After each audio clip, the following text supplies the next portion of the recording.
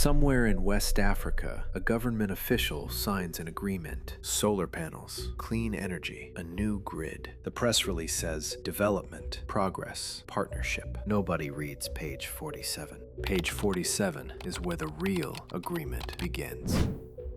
In 2025, the world invested $3.3 trillion in energy. $2.2 trillion went to clean sources: solar, wind, nuclear, grids, storage. $1.1 trillion went to oil, natural gas, and coal. The numbers sound like a revolution. They are not a revolution, they are a transaction. Governments don't have $3.3 trillion. So the question is not how much is being invested. The question is, who has this money and what do they want in return? Follow the money. The answer takes you to three places. The largest asset managers on Earth, the sovereign wealth funds of the Gulf, and the development banks of China. You have already seen the pieces: nuclear energy, critical minerals, grid algorithms. But there is a layer beneath all of them that we have not yet named. This is that layer. BlackRock manages over $10 trillion in assets. According to research by the NGO Urgewald, it holds $400 billion in coal, oil, and gas companies. It is the second largest institutional investor in fossil fuels on Earth. At the same time, it runs funds marketed as sustainable energy investments. Inside those funds, Next Era Energy, National Grid, First Solar, and CATL, the Chinese battery manufacturer whose supply chain runs through the mines of the Congo. BlackRock does not choose a side. It owns both sides. This is not contradiction. This is strategy. Now look at the Gulf. Abu Dhabi Investment Authority, ADIA, is one of the largest sovereign wealth funds in the world. In 2024, it invested $500 million in AlphaGen, an 11 gigawatt power infrastructure platform in the United States. It acquired 40% of Landmark Dividend, digital infrastructure and renewable power across America. It is expanding into data centers for artificial intelligence. An emirate built on oil is buying the infrastructure that is supposed to replace oil. Saudi Arabia's Public Investment Fund is issuing green bonds, the same country that is the world's third largest oil producer. The transition is being financed by the people who built the dependency.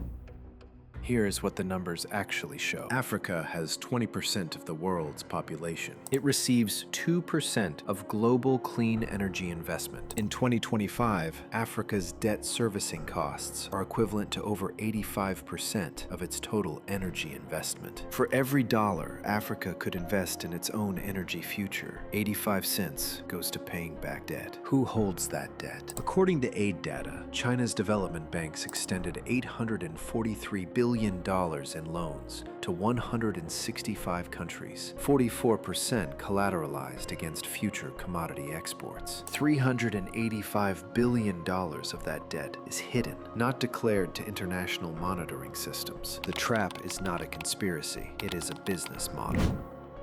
In 2016, Laos borrowed heavily from China to build a railway. By 2020, its total Chinese debt had reached 64.8% of its GDP. It could not pay. Its solution? Sell 60% of its national electricity grid to China's Southern Power Grid for $600 million.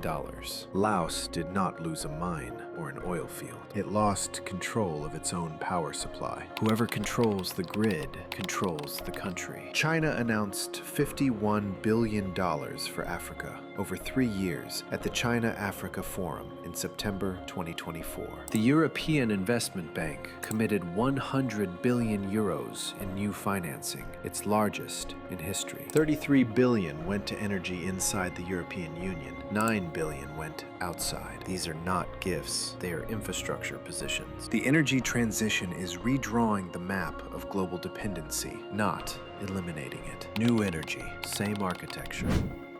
But something is shifting. In February 2025, the Democratic Republic of Congo banned all cobalt exports. Cobalt prices had fallen to a 9-year low. The country, responsible for 70% of global supply, refused to accept it. Over 10 months, prices rose from $10 a pound to over $24, 170% from January lows. Finance Minister Fwamba said it directly, quote, "How can we be the #1 supplier of 70% of this product and not influence price formation? We refused to accept that," end quote. The Congo is the first country in the modern energy era to weaponize its mineral supply against the market, consciously, deliberately, successfully. The rules are changing, slowly, but they are changing.